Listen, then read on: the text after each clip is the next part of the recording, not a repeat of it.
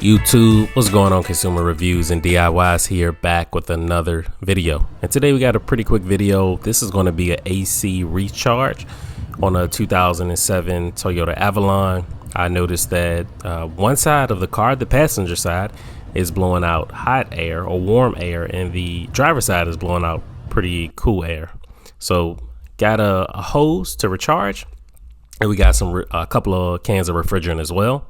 And this particular hose is compatible with your self-sealing can or your traditional seal can. This is the hose that I chose. I think I got it right around $25. Advance was running a promo.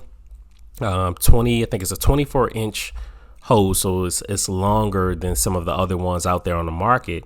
Had pretty decent reviews, so I thought that this was a good option to go with. So if you're in the market, maybe something you want to look into. All right, so let's get back to it. Got the extra large gauge 24-inch hose, and I think it will get the job done for us. Easy to read gauges, low filled, and then if you've overfilled it as well, indicates on the gauge. But you always want to check your car.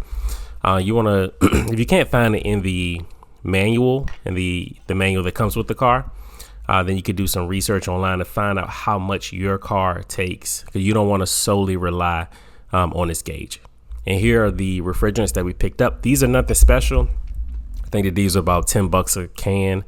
So you could get this project done to your vehicle as long as it's a somewhat of a similar setup, which all cars should have a similar setup for under $50.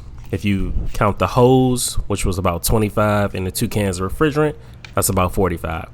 Not sure if I need 2 cans, but in the event that I do, I just want to have the second can on hand. All right, so not too much to the hose. We got a connection, pretty sturdy. And then we have a little trigger, and that trigger is what we're going to use to release the refrigerant into the vehicle. So pretty straightforward steps. I think it's about six, 7 steps. You want to go out, attach the hose, and then measure how many pounds that you currently have in the vehicle. After you could determine whether or not it's low, then you can attach your refrigerant and go ahead and start filling your system with this. You want to make sure you have on either some eye protection always, and some gloves as well. You also want to make sure that you have the AC full blast. All right, so on this particular car, you got the high side, which is here up top, and then we got the low side, which is down bottom. And this hose is just one connection, so we only need to hook it up to the low side. So I've already got it hooked up on the low side, AC full throttle, and from the measurements you can tell that mine's is low. So if we had to estimate, we're coming in at about 17 pounds of pressure, which is on the low end. So now I've hooked the can up, and I've been working on getting some of the refrigerant in, and as you can see, we're at about a little under, right at 30 pounds of pressure. And again, it's just slow process. Shake it for about 10-15 seconds or so, check it to see where you're at, how much has been added, and just repeat that process over and over. All right, so now we're a little bit above the 30, and so we're going to do the same thing as well. Just go ahead and keep adding and checking.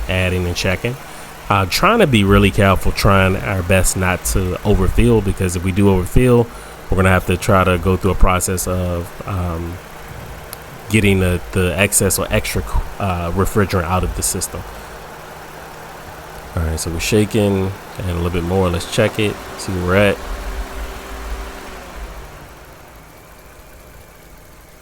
And just like that, we went slightly over. I'll give you, let's see, can you guys see that needle kind of unstable, kind of going abruptly? Yeah, that means it's too much coolant, too much refrigerant. So I'm going to have to remove some of it, and then we should be good to go.